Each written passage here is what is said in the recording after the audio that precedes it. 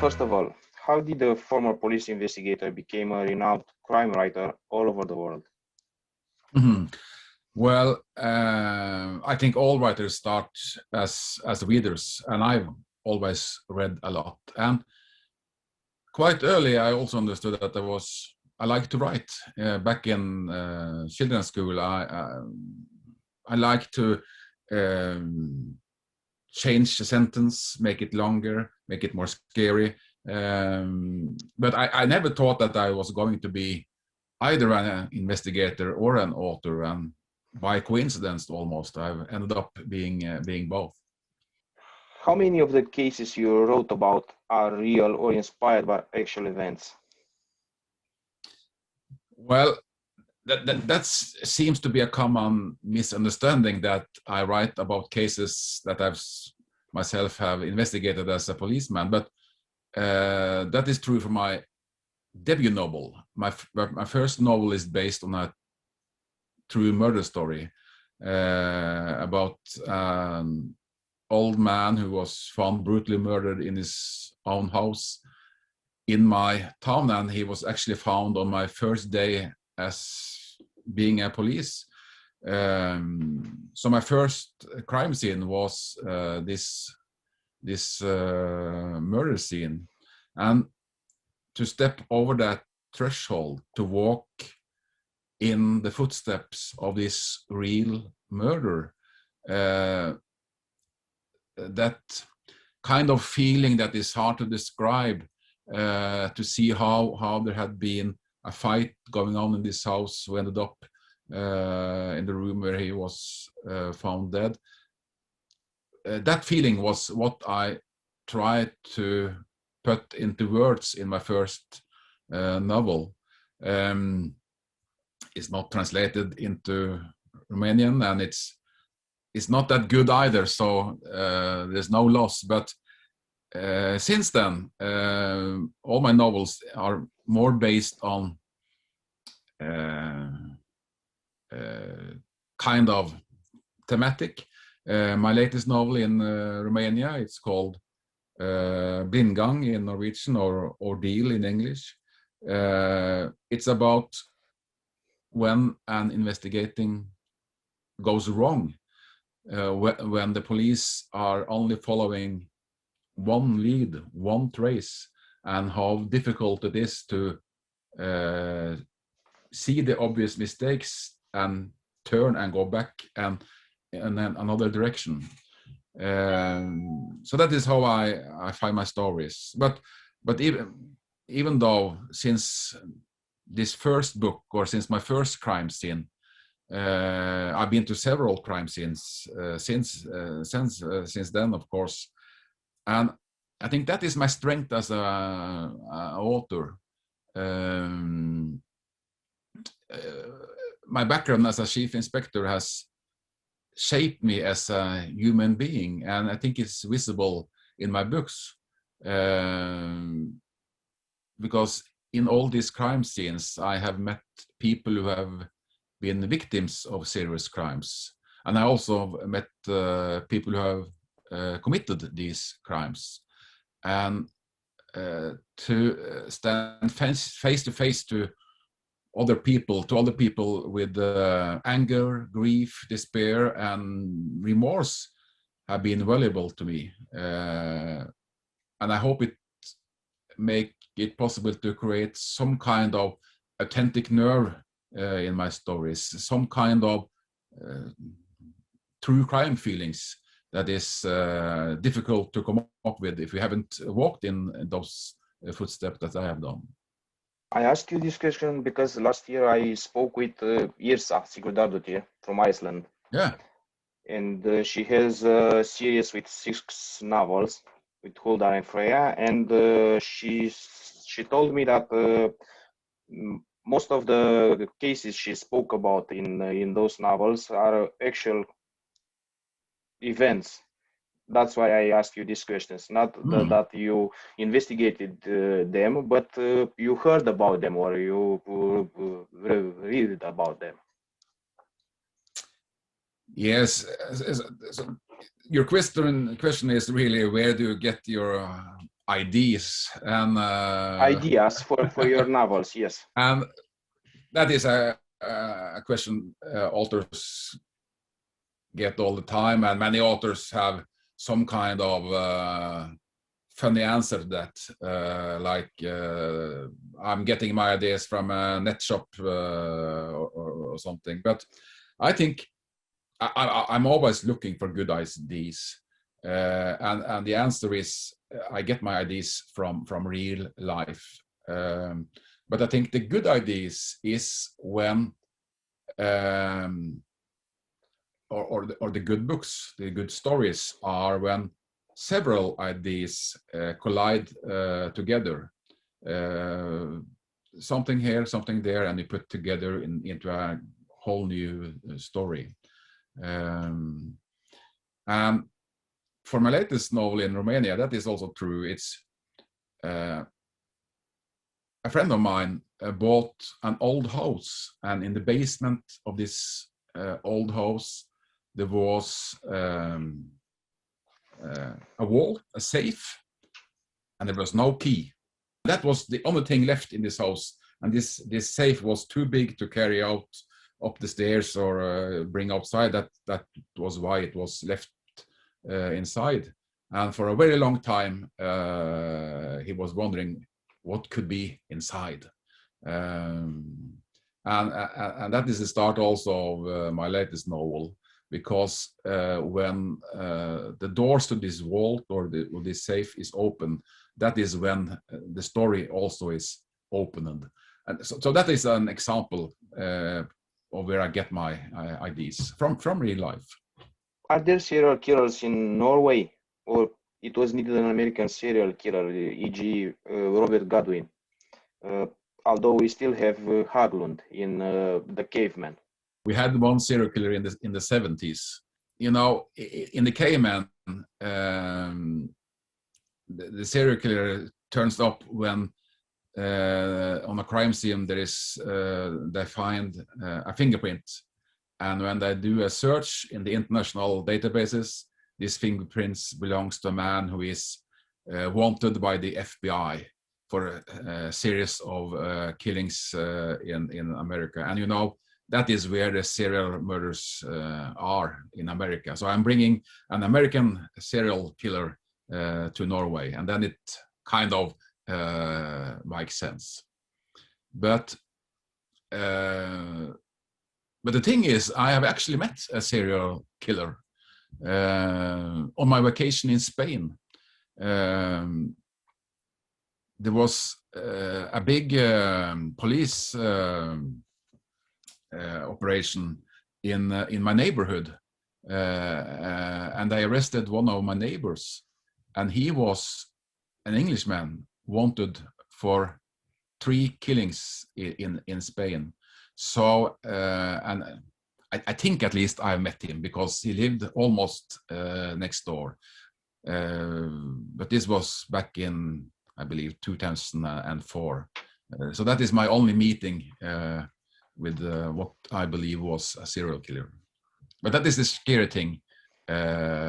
He could live next door, right?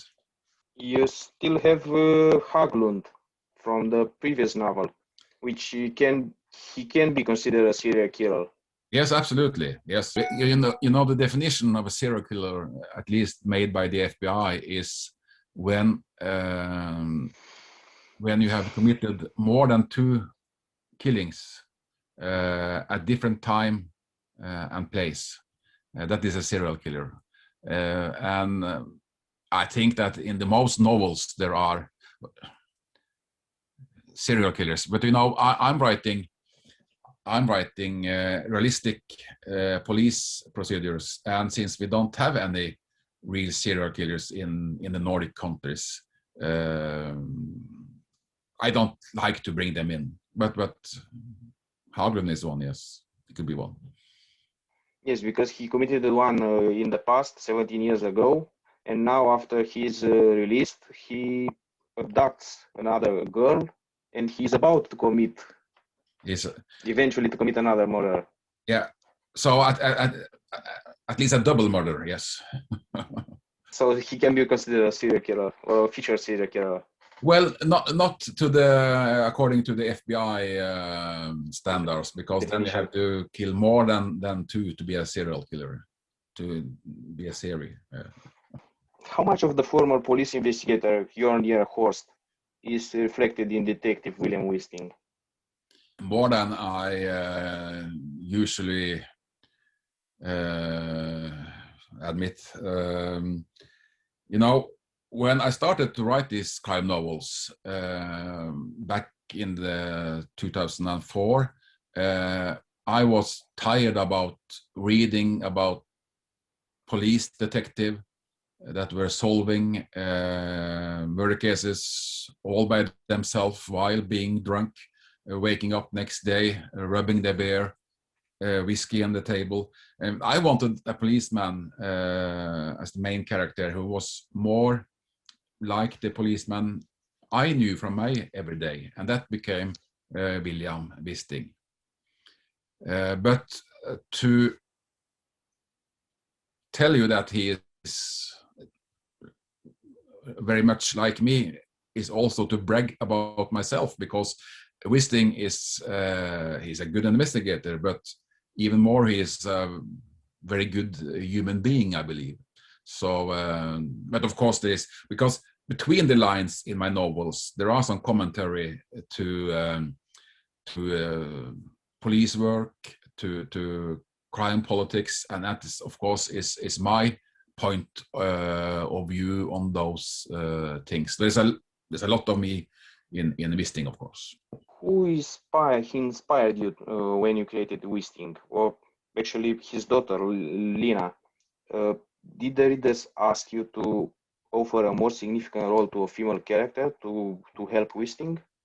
No, I don't think that was a reader's demand. It was more like in the first stories, everything you read is through Wisting's eyes. And what I needed after 4 or 5 books was a kind of outside point of view, someone outside looking into the police work and looking at Wisting. And his daughter has been there from the early beginnings, and in the Norwegian novels you will see she's getting work at the local newspaper and is doing a good job, and is after a while working in Norway's biggest newspaper as a crime reporter. And that is a very interesting dynamic, kind of father-daughter relationship, because in different ways the steps are crossing each other. They are both looking into the same case, but from different kind of view, and they can't really talk to each other because she can't reveal her sources, and Wisting can't reveal how police are working. So they are kind of parallel investigating and not talking to each other about what they're both looking into. That's make an interesting father-daughter relationship, I think. And the first part of the question was, who inspired you when you created Wisting? Who inspired me? I don't think I have any real inspiration, because what inspired me most was that I didn't want to make or create a character that was had some kind of illness, that was drunk, that was having problems in his life. So the special thing about Wisting is that there's nothing special with him. There is I hadn't been the same policeman or writer if it hadn't been for the Swedish author Henning Mankell and his books about Kurt Wallander. Because when I started at the police academy, I wrote the first novel about Kurt Wallander. And afterwards I was thinking, this is what I want with my education. I want to be a policeman as Kurt Wallander, or not that fat, grumpy old man, but an investigator that was working with big cases, and in the way that Kurt Wallander did. So Henning Mankell has inspired me in my work as a policeman. I could have ended up as a trafficking police, but ended up as a chief inspector in the criminal investigation department. And of course, Henning Mankell and Kurt Wallander also has influence on my writing. In that, I mean, I like to read, and I like to write novels where there is not a lot of kind of outside action. There's no gunfights, car chasing, or that kind of things. I like to read crime novels where the story sneaks up under your skin and get you hooked, and that is also how I try to write. John Esbo said about his most famous character that he's a tragic hero, Harry Hule, that he would never be happy, this character of him. Do you think Wisting is a tragic hero? Did you intend from the beginning to make him suffer in kind of way, kind of personal way? Like example, his wife's death, being dumped by Suzanne, his former girlfriend, or when he started loving her, or the internal affair in the hunting dogs. Wisting is not a tragic hero, rather the opposite. But what I try to do is to write novels not just only about how Wisting solves the cases, but also what the cases does to him, because he is changing. He develops through the series. So almost from each chapter, or at least from each novel, there are things happening in his life, changing from novel to novel. And in the first novels, in the Norwegian novels, he's also happily married. But after 4 or 5 novels, I understood why so many of these tragic heroes were widowers or divorced, because it was quite an effort to all the time writing about the wife. She has to be somewhere in the story from novel to novel. So I found out that the easiest way to get out of that problem was to kill her. So she dies in one of the early books, and in the later books, and in this latest book, she is only a memory. And by surprise, Wisting finds out how he actually is capable to love 2 women in his life. Suzanne, there's also room for her. How do you gather information about each of your new novel? You might say that the stuff gets easy to me. I worked as a policeman in 20 years, so that is kind of 20 years of research. But as I mentioned, I always write about a theme, so I like to dive into that material, reading books and research material to get things right. It might end up with 1 or 2 sentences in the novel, but I like to be freshed up myself.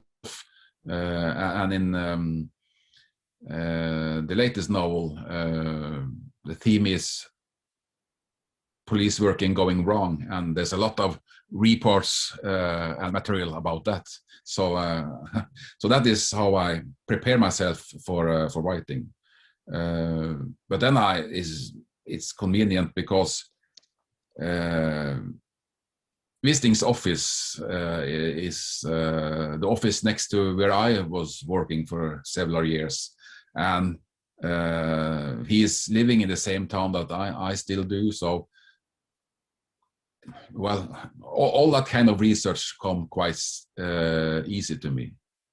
So that's why you chose Larvik and Stavrand instead of Oslo? Yes, that just because me being lazy, I believe.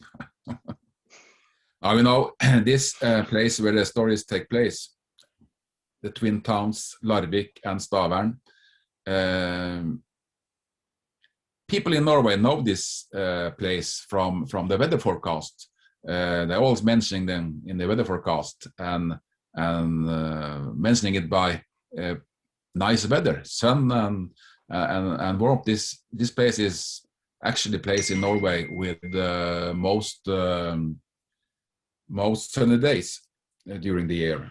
So I use this kind of contrast between, well, you might say good weather, bad weather, but also between life and death, light and darkness. So I use this area active in my writing. I also wanted to ask you about your theme, your second theme in The Caveman. You wrote about Line decided to write about loneliness. How is it possible that a man in the middle of the town to die and nobody knows about him for 4 months? What made you wrote about this theme? I think that might be one of the biggest challenge to our society. People living around us being all alone. And that is also actually based on my own experience from my early days at policing. We were called out to a neighborhood where no one had seen these guys for several weeks, and we had to break into his house, and he was found like described in The Caveman. This man was sitting dead in front of his own television, and nobody had noticed for days or weeks that he was no longer among them. I think that is, well, most of all, it's sad, and the novel is some kind of comment to all of us, that we have to at least try to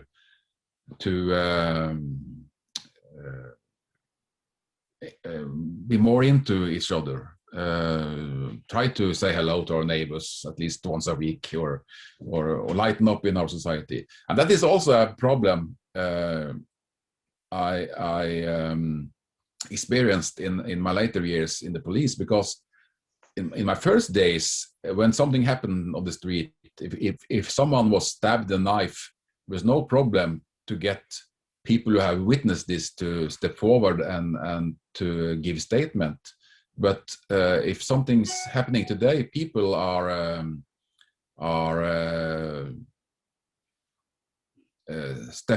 taking one step back, turning their back to the crime scene. They don't want to be involved. They don't want anything to grip into their everyday life. They just want to carry out with their usual business. So that is some kind of social coldness in the modern society.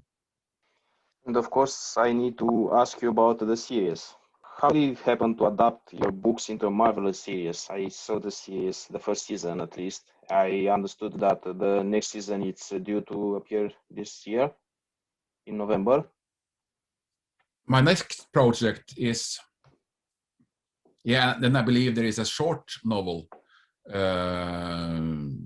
not that short, like 250 pages, about Wisting being a young detective. So for and as readers, you got to learn how he solved his first case, the case that made him into the detective we have learned him to be in the series. But the next project for me is writing several books about cold cases, how to start new investigation in cold cases. And that is also based on my own cold case, an unsolved murder of a young girl back in 1999, which was just recently solved after almost 18 years. So, but I can come back to you and talk to that project later. Cold cases. There's something fascinating about cold cases where the solution is right under the surface, but there is thing that is not talked about. That is a fascinating theme. Right. And how did it happen to adapt your books into this series, William Wisting? And what does a producer does in this kind of business? The first season of this TV season of Wisting was on air last year, I believe, and there's a new season coming in, at least in the Nordic countries, this autumn. But even though it says that I am a producer and got paid as a producer, I took one step back from the actual production, because telling something on TV and telling something in a novel is two different things. So, and I realized quite early that these people who was going to shoot this was very professional, and there was only two things I wanted and insisted on that I have to bring from the books into the TV series, and that was that I have to shoot it in the real environments here in Larvik, Stavern, and that I also have to keep the realistic feeling that the police work has to be done as actually police work, and that is, and I solved that by hiring in retired crime scene investigators and that sort of thing to be on the set to get things right, because I didn't have time to it, but that's how they did it. You spoke about cold cases, and I also wanted to ask you, which series do you favor the most? William Wisting, Cold Cases, Alexander and Blix, or the children's series? Yeah, the Blix series is thriller series that I write together with Thomas Enger, and I fancy that work because writing about Wisting, realistic police procedural, that is, I'm kind of tied on my hands to get things to be realistic. In this thriller series with Alexander Blix, there's more room for serial killers, car chasing and shootouts. So that is quite fun writing about. And it's also quite fun writing for kids because, well, I like that a lot. But Wisting will always be my favorite, I believe. Thank you very much. And I really appreciated your books and also the series. And many thanks for accepting this interview. Well, thank you for having me.